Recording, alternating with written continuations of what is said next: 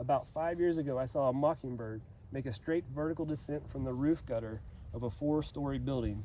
It was an act as careless and spontaneous as the curl of a stem or the kindling of a star. The mockingbird took a single step into the air and dropped.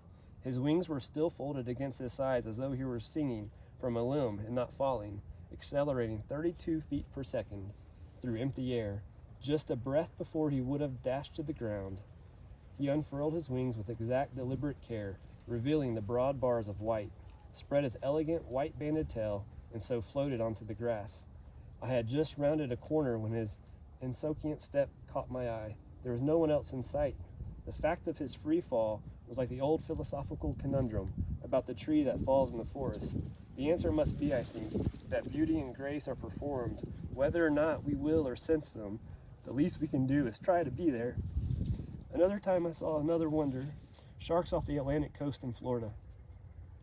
There is a wave rises above the ocean horizon, a triangular wedge against the sky. If you stand where the ocean breaks on a shallow beach, you see the raised water, and a wave is translucent, shot with lights. One late afternoon at low tide, 100 big sharks passed the beach near the mouth of a tidal river in a feeding frenzy. As each green wave rose from the churning water, it illuminated within the 6 or 8 foot long bodies of twisting sharks. The sharks disappeared as each wave rolled toward me, when a new wave would swell above the horizon, containing in it the scorpions in amber, sharks that roiled and heaved. The sight held awesome wonders, power and beauty, grace tangled in a rapture with violence. We don't know what's going on here. If these tremendous events are random combinations of matter run amok, the yield of millions of monkeys at millions of typewriters, then what is it in us, hammered out of those same typewriters, that they ignite? We don't know. Our life is a faint tracing on the surface of mystery, like the idle curved tunnels of leaf miners on the face of a leaf. We must somehow take a wider view, look at the whole landscape, really see it, and describe what's going on here. Then we can at least wail the right question into the swaddling band of darkness, or if it comes to that, acquire the proper praise.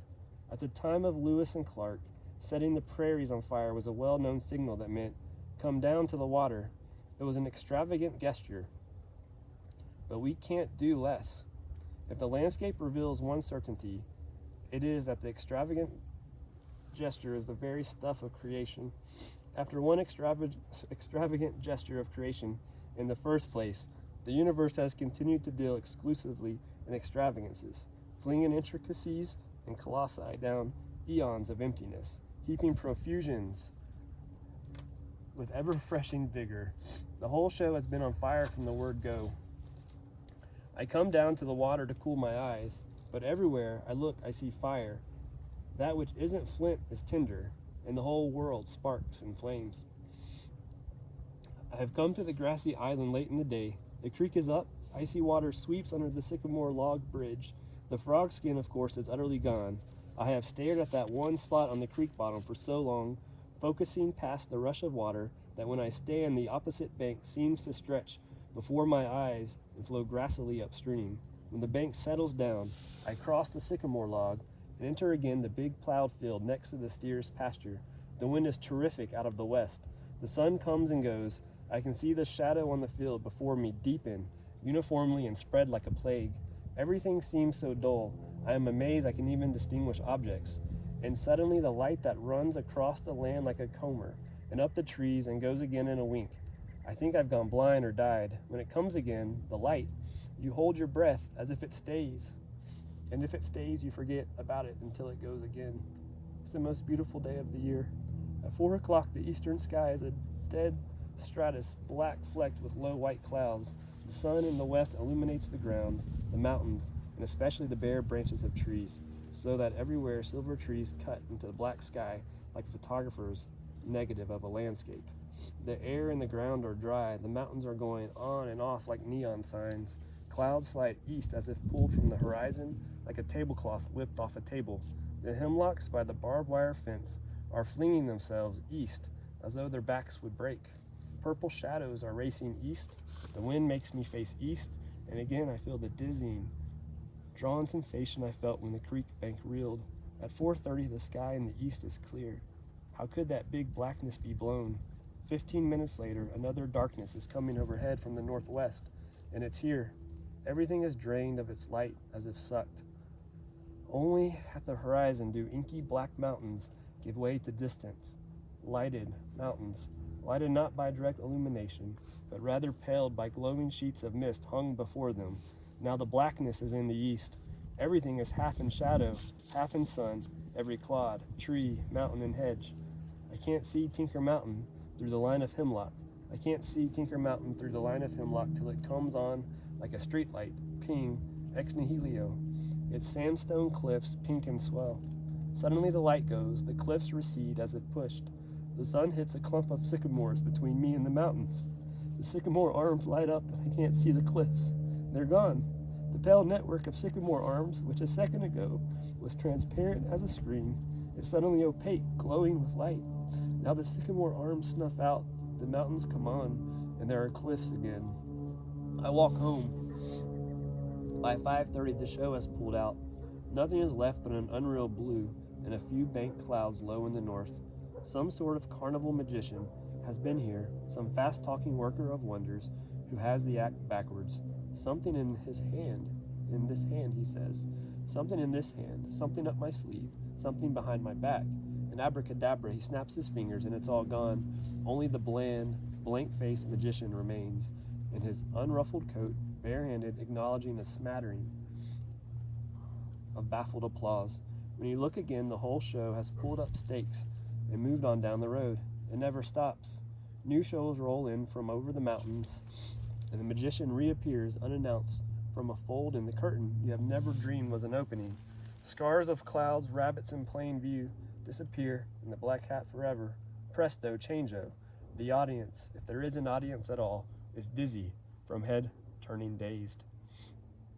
Like the bear who went over the mountain, I went out to see what I could see, and I might as well warn you, like the bear, all that I could see was the other side of the mountain, more of the same.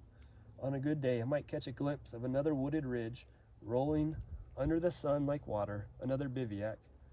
I propose to keep here what Thoreau called a meteorological journal of the mind, telling some tales and describing some of the sights of this rather tame valley, and exploring, in fear and trembling, some of the unmapped dim reaches and unholy fastnesses to which those tales and sights so dizzyingly lead. I am no scientist. I explore the neighborhood. An infant who has just learned to hold his head up has a frank and forthright way of gazing about him in bewilderment. He hasn't the faintest clue where he is, and he aims to learn. In a couple of years, what he will have learned instead is how to fake it. He'll have the cocksure air of a squatter who has come to feel he owns the place.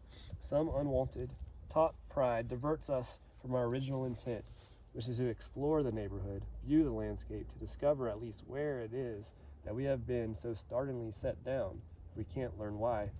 So I think about the valley. It is my leisure as well as my work a game. It is a fierce game. I have joined because it is being played anyway, a game of both skill and chance. Played against an unseen adversary, the conditions of time in which the payoffs, which may suddenly arrive in a blast of light at any moment, might as well come to me as anyone else. I stake the time I'm grateful to have, the energies I'm glad to direct. I risk getting stuck on the board, so to speak, unable to move in any direction, which happens enough, God knows. And I risk the searing, exhausting nightmares that plunder rest and force me face down all night long in some muddy ditch seething with hatching insects and crustaceans. But if I can bear the nights, the days are a pleasure. I walk out, I see something, some of it, that would otherwise have been utterly missed and lost, or something sees me, some enormous power brushes me with its clean wing, and I resound like a beaten bell. I am an explorer then, but I'm also a stalker, or an instrument of the hunt itself. Certain Indians used to carve long grooves along the wooden shafts of their arrows. They called the grooves lightning marks because they resembled the curved fissure lightning slices down the trunks of trees. The function of lightning marks is this: if the arrow fails to kill the game, blood from a deep wound will channel along the lightning mark, streak down the arrow shaft, and spatter to the ground, laying a trail, dipped on broadleaves on stones, that the barefoot and trembling archer can follow in whatever deep a rare wilderness it leads. I am the arrow shaft, carved along my length by unexpected lights and gashes from the very sky, and this book is the straying trail of blood. Something pummels us, something barely sheathed. Power broods and lights. We're played on like a pipe. Our breath is not our own. James Houston describes two young Eskimo girls sitting cross-legged on the ground, mouth on mouth, blowing by turns in each other's throat cords, making a low, unearthly music. When I cross again the bridge that is really the steer's fence, the wind has thinned to the delicate air of twilight. It crumples the water's skin. I watch the running sheets of light raised on the creek's surface. The sight has the appeal of the purely passive, like the racing of light under clouds on a field. The beautiful dream at the moment of being dreamed. The breeze is the merest puff, but you yourself sail headlong and breathless under the gale force of the spirit. I love that. But you yourself sail headlong and breathless under the gale force of the spirit. Thanks for listening to chapter 1.